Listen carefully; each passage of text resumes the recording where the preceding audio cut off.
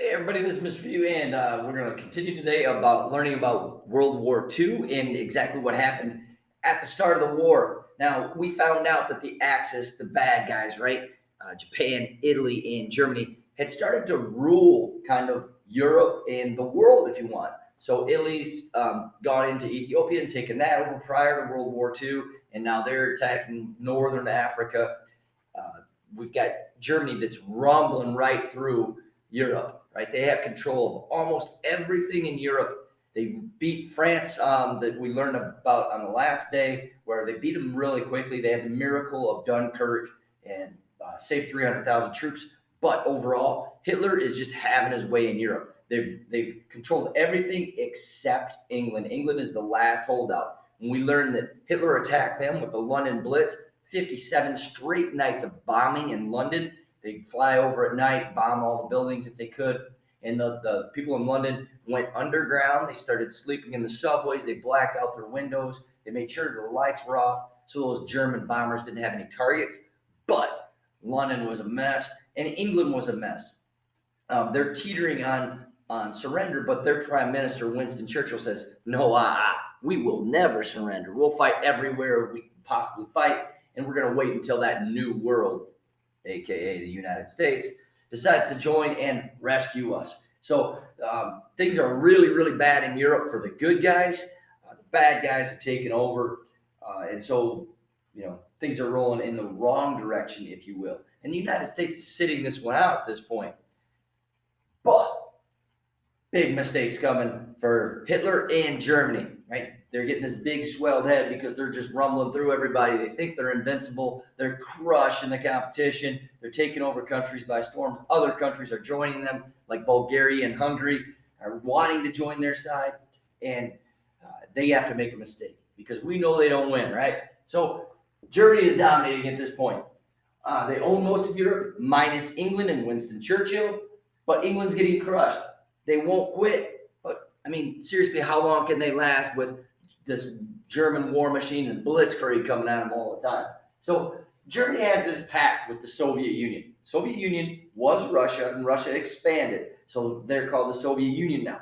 And Soviet Union is huge. It's massive. And the Nazis and the Soviets have a deal. Stalin, that crazy dude, right, in the Soviet Union, and Hitler, the crazy dude in Germany, they have a deal. We're not going to fight each other, right? We'll divide up stuff.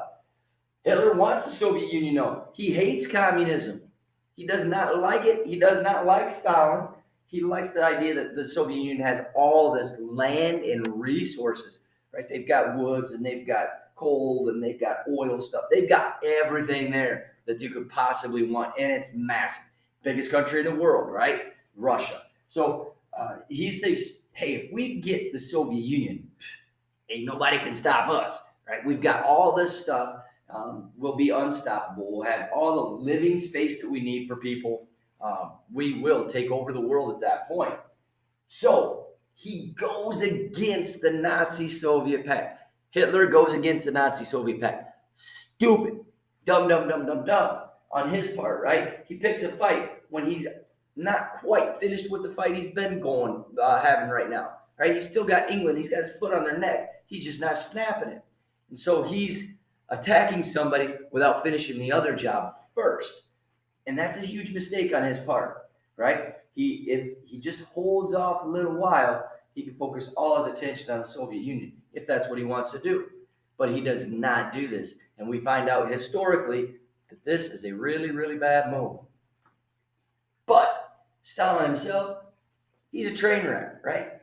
In the Soviet Union, he has had those purges. Remember, we talked about the purges in the Soviet Union where Stalin killed between 4 and 20 million people. He exiles them. He throws them in jail. He kills them. He eliminates a lot of his leadership because of his paranoia, right? He thinks they're trying to take me over. So he has them killed or jailed. So his purges have really hurt his leadership.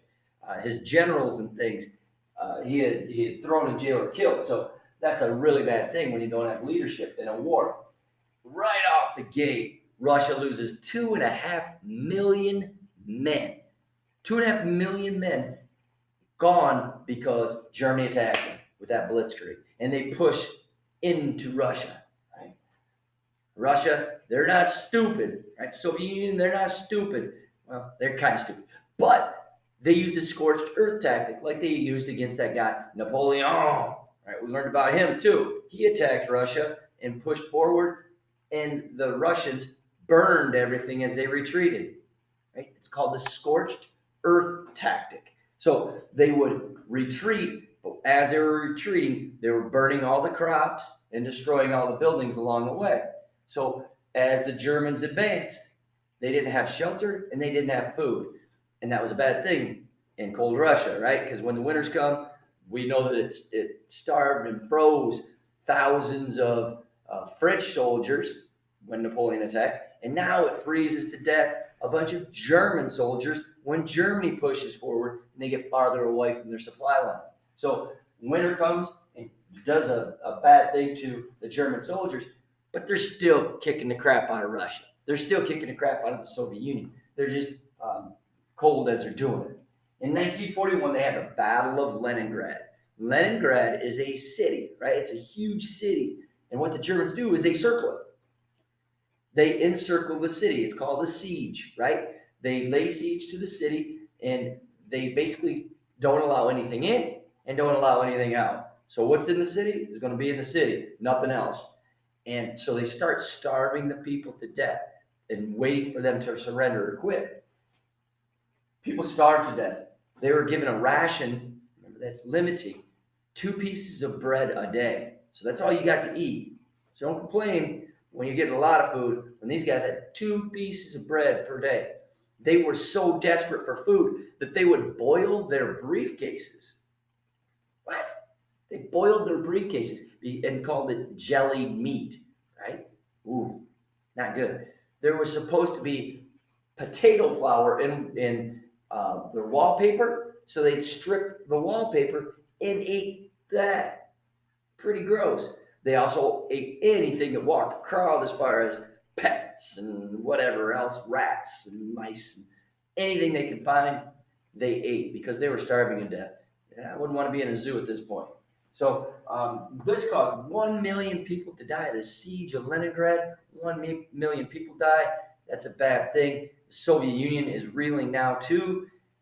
But Hitler picked a big country to start a fight with when he already had a deal with them.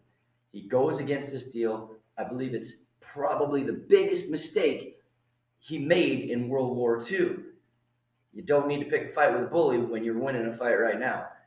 And we're going to find out Japan does the same thing tomorrow.